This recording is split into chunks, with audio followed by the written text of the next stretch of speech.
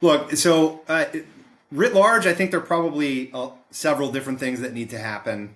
Um, at a bare minimum, the question of disclosure, allowing a defendant to understand if there's another party at the plaintiff's table Right. that has a financial interest, it's just common sense. This needs to Right. happen. So disclosure is one piece.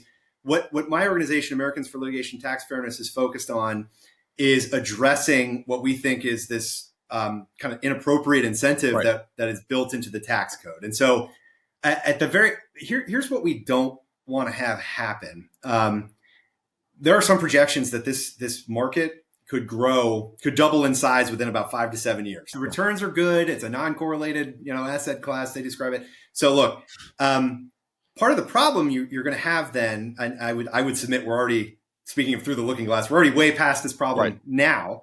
But imagine doubling the size of the amount of capital that's sloshing around our courts.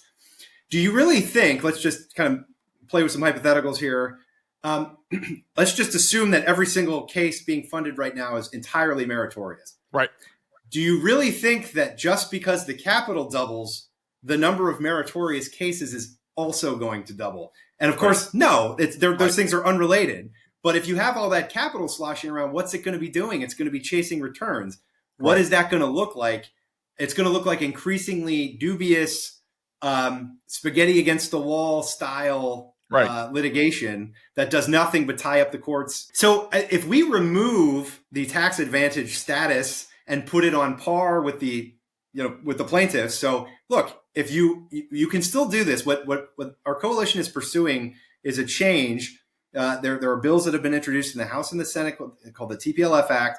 Essentially, it would put on par the funders with the plaintiffs, where they have to pay kind of at the same rate. And if you did that and remove this incentive, what we think that would do is tighten the underwriting and the willingness to engage in a actually very helpful manner that would lead to funding.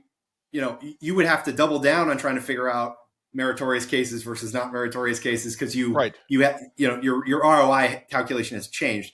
And right now, we're just saying, look, there's no risk on the tax side, especially if you're overseas. Come on and play in our courts. And we just, at a bare minimum, we're trying to correct that tax treatment. And we think it's not going to solve the issue. It's not a silver bullet, but it seems like a common sense. We need to get this thing done, close this kind of loophole